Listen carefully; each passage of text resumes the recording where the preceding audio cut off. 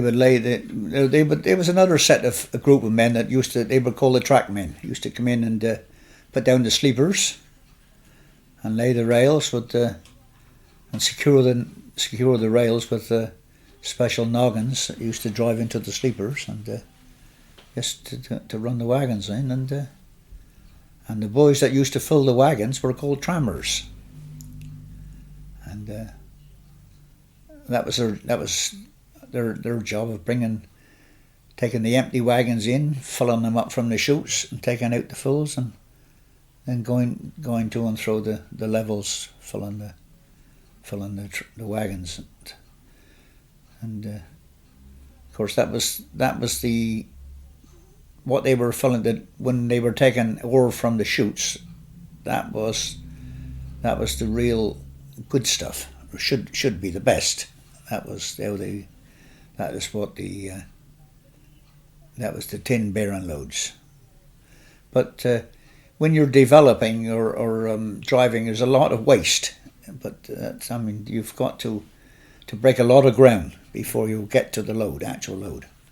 A lot of waste material. It's like sinking a new 100-foot shaft. It's all waste. It's 100 foot of waste. So it's a tremendous amount of waste. What happened to all the waste? Was it disposed of underground, or did it all? No, it had to be taken to the surface, and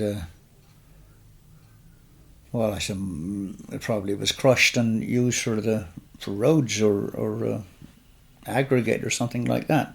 I don't really know, but it had to be all taken to the surface, and we had 2 ponies working on the ground, and these ponies they would put 8 wagons together, and the ponies could pull 8 wagons at a time, which would cut down on the manpower.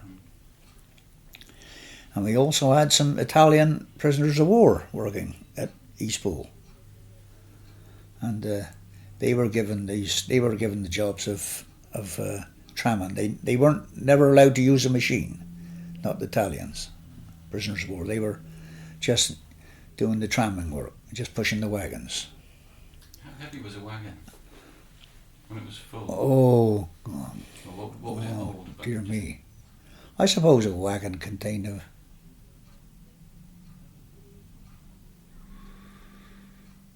7 or 8 underweight, I should imagine. Yeah, I would think so. I'm not too sure about that, but they used to take these wagons full of ore to the surface. There's only one wagon could go into the cage at the time, just one. But these ponies I was talking about, they came to the surface every day, but they only worked on a day shift. They didn't work at night. The ponies knew when the end of the day's work was. They were eager to come up. It was an experience, and looking back, I suppose going through life is something that you think about it often. Right? I think so. I think about it often anyway. And I was just lucky enough to. I wasn't there too long, and my health's not affected too much.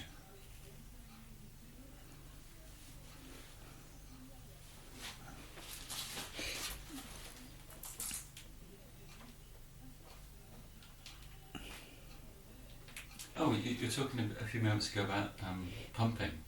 Can you say a bit more about the draining and adits and where the water was going, any of that sort of thing?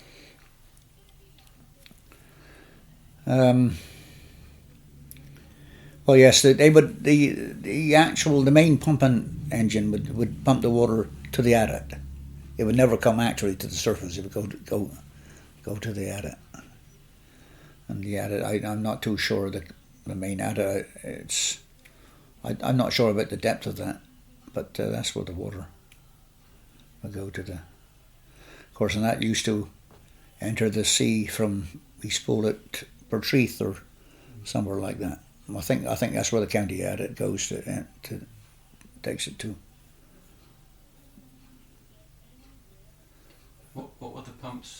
ones that are at the lower level? Well, they Were were electric pumps then, or what were they? air pumps. Oh, so They were they're air running pumps. off the same compressed They were air pumps, and but they were used to make a hell of a noise.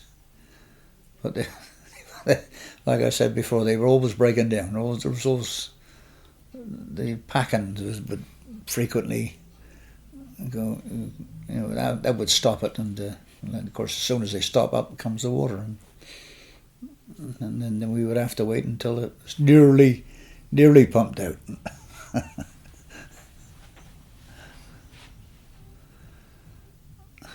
Was it? I mean, apart from all the compressed air machinery, anything else? Was it noisy at all down there, or not? Noisy, yes, and it was very noisy, because many a time I've come home and on an afternoon shift, and I went to bed and I couldn't sleep from my ears ringing, because we had nothing to muffle the sound. And but I used to put cotton wool in my ears and try to muffle it that way. But lucky enough, it hasn't affected me, and I suppose it must have been tough. I suppose, I don't know, but you're in a confined space with a drilling for 8 hours. You can imagine that the noise and because it's steel on hard rock, it's quite a big sound. And the end of the steels that we used, they were sharpened by the blacksmith. At the end of every shift, we used to take the steels up, and the blacksmith would sharpen them up for the next shift. So they were hardened. He used to sharpen them and then harden them. But if you were drilling really hard rock, they wouldn't last too long. They would soon blunt. Then you would have to take, we used to take at least 20 steels with us for a shift, different lengths. But they would soon get blunt if you were in really hard. Blue Elven, if we struck a patch of Blue Elven, now that is the hardest rock of all, and that will take a lot of drilling. You could be an hour and a half drilling one hole, and you'd be going very, very slow, and you would use quite a number of steels. How wide was the Elven? I mean, did you come across large? Well, yes, it's just in patches, But some of it was quite soft, which is remarkable. You're nearly 2,000 feet underground, and some of the ground you would come across would be quite soft. And I remember once where we were developing that at that particular time, driving tunnel, and we broke new ground, and we went in, and there was this big hole at the side that we had just broken, and it was like a water course, and which the old miners' name for that was a vogue, and they were like crystals, like chandelier crystals, would be in this hole where the water had come down from the pressure of 2,000 feet, and this is brand new ground which we have just broken. It would just be this natural hole with water coming out of it, and all these crystals, like all different colours and shapes, and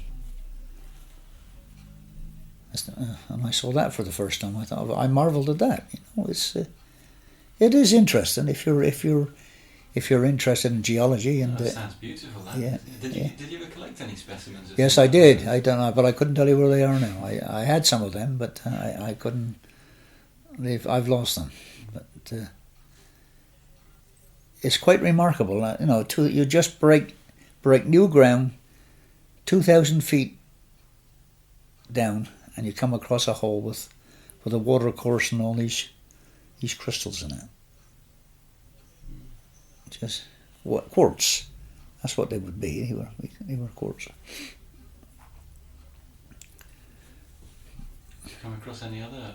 Did you come across any traces of copper or anything, or was that? No. To tell you the truth, I did have a look at for some tin, but I didn't see much tin while I was at Eastpool.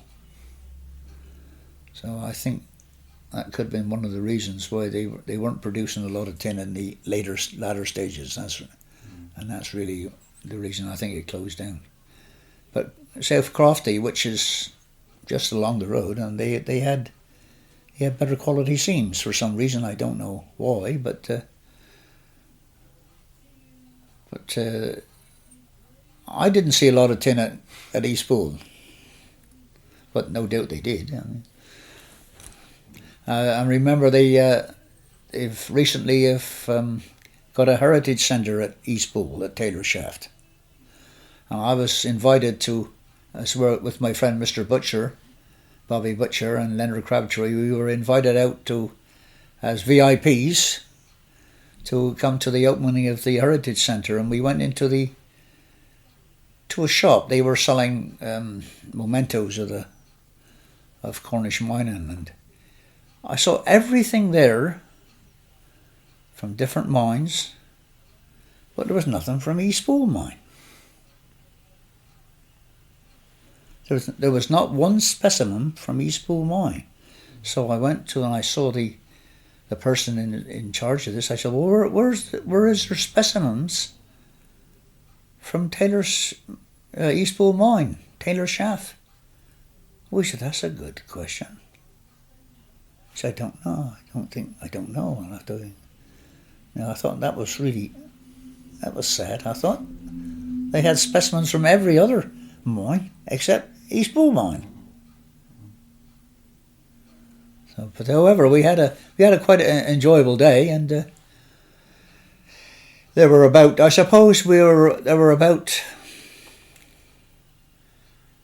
8 or 10 miners, but there was about 150 other people there as well. So we weren't asked too many questions, not as many questions as I'm being asked at the present time. But never mind, we had an enjoyable day. I've got another one for you here. How many people do you think were working there at the mine when you were there? Oh, look. Now you've that's a really hard one. Because you see, you're talking about surface workers and underground workers and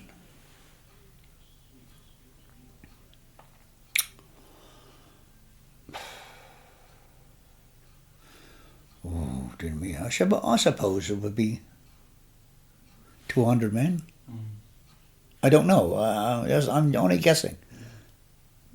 I would think it would be roughly about that, because there's more people on the surface than there is underground.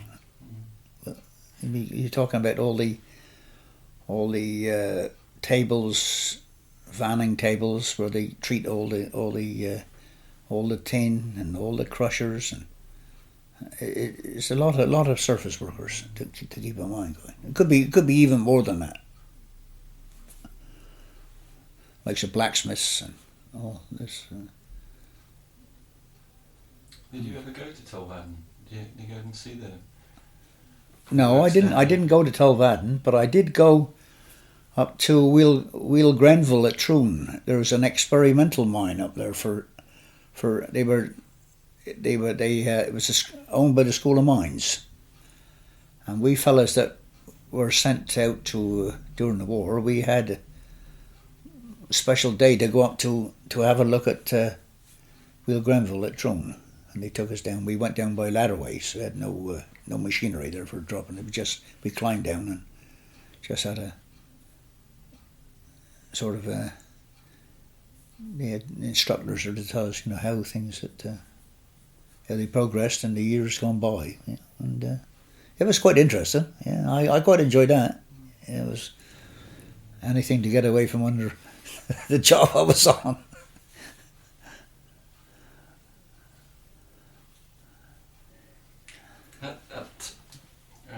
You've got the pumping engine at the top of the shaft there. Where was the winding engine? Well, the winding engine was parallel to that. Nearer to the compressor house? Yes. And what was that? Was that a steam engine as well? No, that was electricity. Oh. That was electricity. Mm. That was because there's two shafts. There's one down, one up. See, there's two. Yeah. Which one was which then? Well, they would have. No, I'm not too sure about that. No, I'm wrong there. I'm wrong. It was just one. It was just one. One shaft. Yeah, I've got that wrong. Just one. It was one. And they used to give the signals for different levels. And the signals was by it wasn't electricity, it was a sort of a sort of a line that used to pull a handle with this your big line attached to it, down to, which was 1,700 feet, and that signal used to get to the fellow that was driving the winding engine, and for 4 bells, what they used to call it, you had to pull this thing 4 times, and he would understand the signals, and he would bring you to the next level up. But I think the first level, if I recall correctly, was 800 feet. The East Pole shaft was measured in feet, but a lot of other mines was in fathoms. But Taylor shaft was in feet, 1,700 feet, and the bottom of the shaft would be a big sump to take the water, which would contain the big man pump, the man engine pump, with the big bob going up and down at the top, and used to go up in sections. You raise the water to one section, keep it there, then the next stroke used to send it to the next section, and I think that's how it works. And to help this engine to the weight of the water, they had big balance boxes, 2 balance boxes, which was attached to the main rod, which would help to force the water. The weight of the water would help the machine, the main engine, would help to raise the water. And that big balance box would be, I should imagine there would be about 50 ton of rocks would be in that box, which was certain. But as it goes down, it would force the bob up, force the water up. What levels? What level would that be? 1,100 feet was one. I think it was 1,100 and 1,400. I think. I'm not too sure about that. So that's just back off from the with a big beam, a big space that would be taken out by the old miners, and this your big box. And, I remember that we had to one day we put in there to empty this big box, and that was a big operation because they were repairing it. Something had gone wrong. And, so what was above 800 foot level then? A lot of old workings? Yeah, lot of old workings, yeah. Did you ever get in any of those? No, I didn't. I didn't get into any work because it's quite dangerous to go into old workings. Yeah. We had a few unfortunate accidents. There was, of course, underground. If you there were places designated for toilets. Where you could, if you wanted to go to the toilet, you were supposed to go into a certain place. But I remember a young fella from Falmouth. He was walking along the level, and he felt that he wanted to go to the toilet. And at the side of the level, there was 3 or 4 slats of wood that were placed alongside at the side of the level. Of course, he thought, well, I will sit on one of these or slats of wood, and to do what he had to do. Of course, this wood had deteriorated, and away he went. And he dropped to 100 feet. What was that, into a stope then? Or into an old stope. Yeah. So that's one of the chaps that lost his life. Yeah. Were a lot of the old stopes just open then? There was never any... Yeah, they were. This is one of the old levels that had been worked out. You see, we happened to go up there for some reason or other. I don't know. And this year they were called underhand stopes. When the men used to go down there, and they sometimes they were working on ropes for security, and they would drill a bench and blast it, and then it would fall down to the next level. So that instead of going up, this was going down. You see, it's just the opposite of what I said earlier on. But very dangerous work, very dangerous work. And of course, most of the men they were on contract work. That's the miners that were in charge of us boys, and they were paid. Funny enough, they were paid in fathoms for the ground that they broke. They were paid in fathoms. Although the shaft was measured in feet, the ground they broke was measured in fathoms. They were paid so much a fathom, and they had to buy their own dynamite,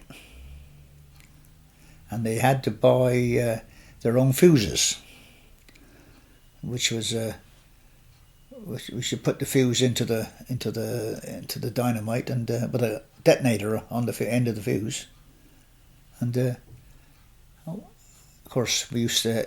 The idea, if you was going to drill, for instance, if we were developing and we wanted to take out the middle of there's a big wall of rock in front of you. We want to go forward. You had to take out the middle first.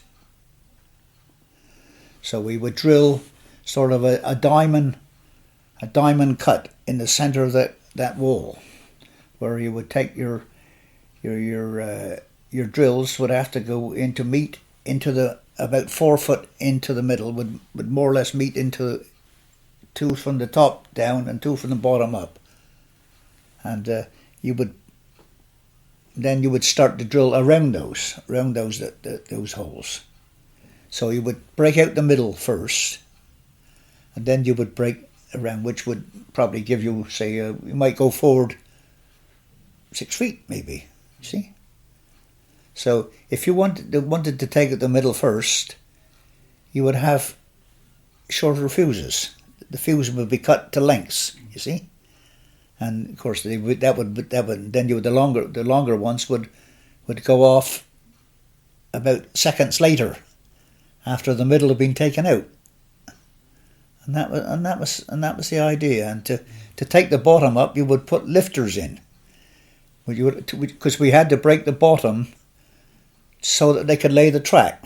So you'd have to take out the bottom, would be lower down what you really needed, but you'd have to break that so they can have a level track to lay the track on. And they would be called lifters. They would the last 2 holes to go off. Oh, I see. They would be the last. Because they would. Lift a hole. They lift a lot. Once it all broke down, your last 2 holes would be your lifters, that would bring your bottom up, so that the men could go in then and lay the track 6 foot of new ground. You know what they were, and that's what you call developing.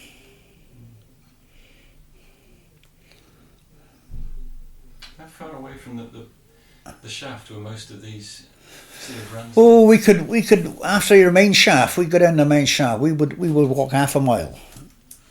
We walk a half a mile before the next we'd be on the 17 level. We would walk a half a mile and go from 17 level to the 18 level. Of course, now my last job was going from the 18 level to making a new level, 19 level.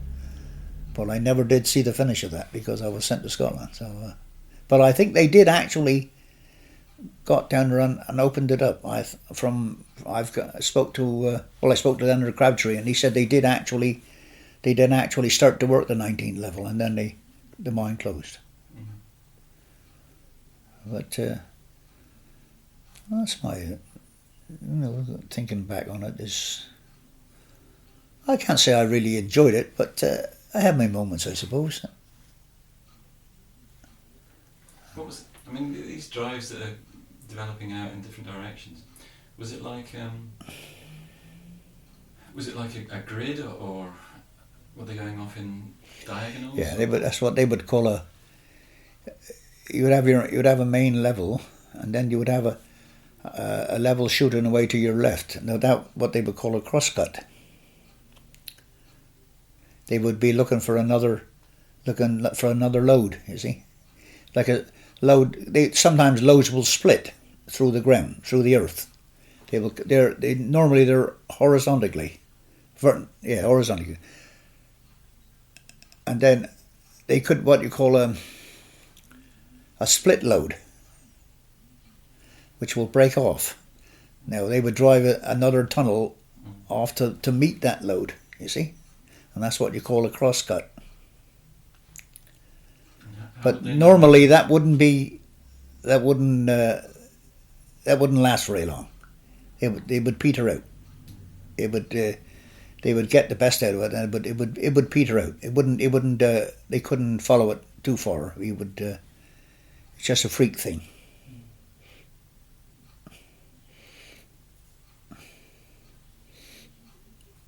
How would they know where to look for these things? Well, you'd follow it down. You'd have a sense of where it's going. Yes, it's.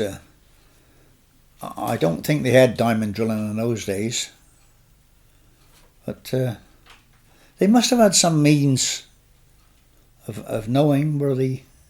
Well, they went from the surface, you see, didn't they? I mean, that's and they carried on down. They knew roughly where the loads were. The geologist would tell them exactly. Well, they don't say exactly, but roughly where the load-bearing ore were, and of course that's where they sunk their main shaft, but the main shaft, Taylor's shaft, there was no levels east. All the levels were west.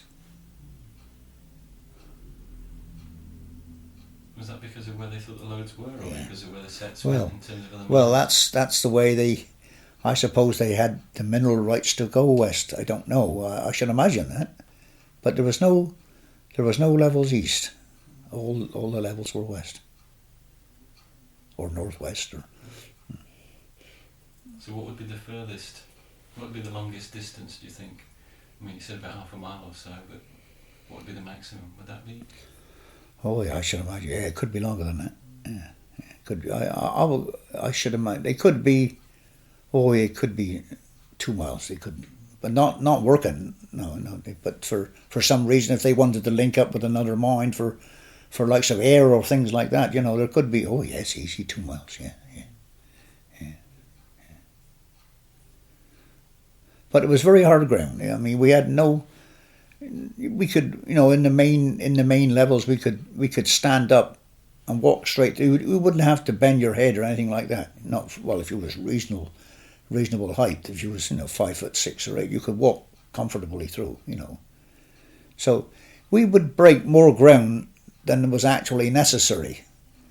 But then there was a reason for that, because they had to put the lines in and on the sides of the walls and things like that. It's vastly different than coal mining. I mean, it's no comparison. You can't compare the two things at all. It's vastly different. And of course, and as you go into different areas, so the ground differs. You get hard ground, soft ground.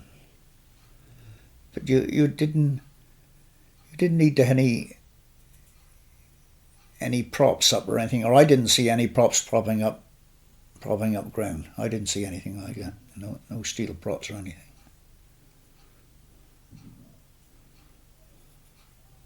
How did you say your father came by coal mining?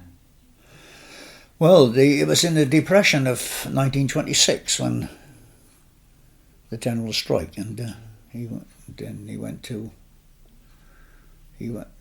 mines closed in Cornwall, and he went to South Wales.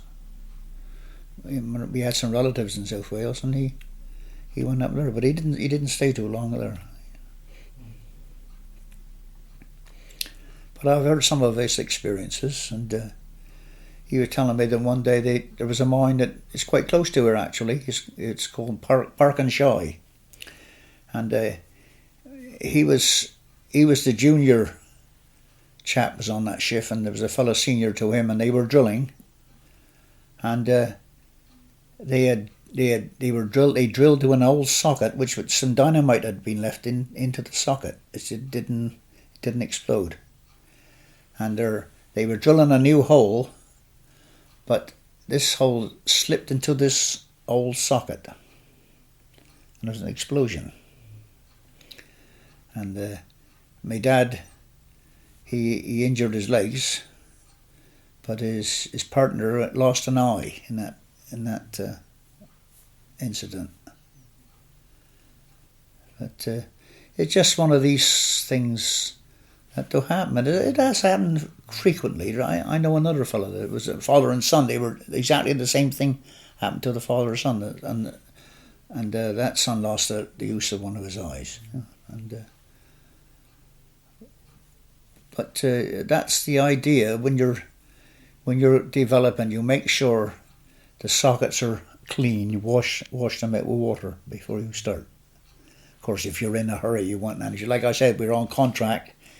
Every minute counts, and of course, it'd take a chance, and but just one of those things that can happen. You drill into a piece of dynamite and. Where was that mine then that your father was working at? Park and Shoy. It's near Redruth. It's near Redruth Highway. And I do remember my father saying that he was underground one day and they blasted, and they come next morning and there was a big hole in the field. They went so near to the surface of this explosion. And they were up in the field, so they were quite near to the surface, and of course, and that's happened recently in around St. Day, because as time went on, lots of places were covered over with timber, and as the years went by, the timber rotted down, and of course, and they left a big hole exposed, and that's, you hear people say that it was a shaft. There's a shaft gone down, but they're not shafts at all. They're just workings. They're just workings that once upon a time they were full of ore, but they taken the ore away, and then put a piece of wood over the top, of course, and then that could be anywhere in this vicinity, in this mining area. And you see, there's a shaft gone down, but they're not shafts. They're not shafts at all. They're just old workings. Because the old miners, they didn't have the machinery like they got today. They followed a copper lode. They worked for copper in those days, and the copper was very close to the surface. And they followed it up, and they didn't take any waste. All they were after was the load. Of course, when they extracted that, and of course when they took out the bottom, there was just this big void. And as the years has gone by, so the wood has deteriorated, and it's gone down, and that's what's happening in this area. Well, not only this area, all mining areas, but particularly in this area, because they had the old men that were working. They, like I said, they followed the seam as far as they could up to the surface, and when it petered out, and they stopped, and that's how they made their money. Was St. Ives still a mining town, do you think, when you were growing up, or was it already finished? No, it was finished when I was born in 25, and so a lot of the old families. The heyday was in the 1900s, when the United Mines, where the council tip at the present time, there was a big industry there. It was a hive of industry, and. Did your father work there? No, my father didn't work. No, he didn't work there. He worked at Tresavine mine. That's at Lanner, and he didn't work at the Western mines. But when I was a young lad, I used to listen to him with this experiences underground. Little did I think that I would be following him down there, and there we are.